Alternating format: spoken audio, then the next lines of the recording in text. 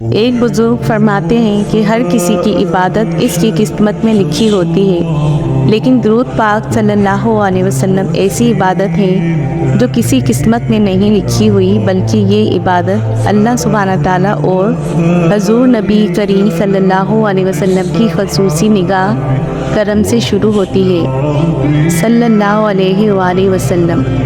درود پاک صلی اللہ علیہ وسلم پڑھنے اور اس کی دعوت دینے کا کام ہر کسی کو نہیں سونپا جاتا، یہ صرف خاص اور منتخب لوگوں کو ڈیوٹی لگائی جاتی ہے۔ یہ وہ کام ہے جو اللہ سبحانہ تعالیٰ اور اس کے فرشتے کرتے ہیں، یا وہ لوگوں جن کو اس کام کے لیے چن لیا گیا ہوتا ہے۔ جب درود پاک صلی اللہ علیہ وسلم پڑھنے پہ لگ جائیں تو سمجھو آپ کے سب کام اللہ سبحانہ تعالیٰ ٹھیک کرتے جاتے ہیں۔ آپ صلی اللہ علیہ وسلم کی نظر خاص میں آپ لوگ آ جاتے ہیں۔ جب اللہ پاک اور اللہ پاک کے محبوب صلی اللہ علیہ وسلم کی نظر کرم تم پر ہوگی تو دنیا اور آخرت میں تمہارے لیے بھلائی ہی بھلائی ہوگی انشاءاللہ۔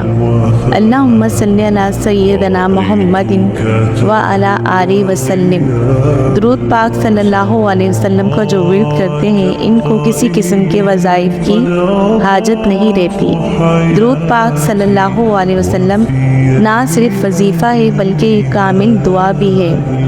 آپ چاہیں جو بھی درود پاک صلی اللہ علیہ وسلم پڑھیں، محبت، ادب اور عقیدت سے آقا صلی اللہ علیہ وسلم کی بارگاہ میں درود و سلام کا نذرانہ بھیجیں۔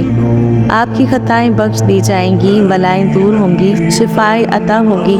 ہر قرض میں، ہر مرض میں، ہر دکھ میں، ہر پریشانی میں، ہر ناگہانی آفت میں آقا صلی اللہ علیہ وسلم پر درود پاک صلی اللہ علیہ وسلم پڑھنے کی عادت بنا لیں، اور اپنے گھر والوں کو، دوستوں کو، رشتہ داروں کو درود پاک صلی اللہ علیہ وسلم کی دعوت دیں۔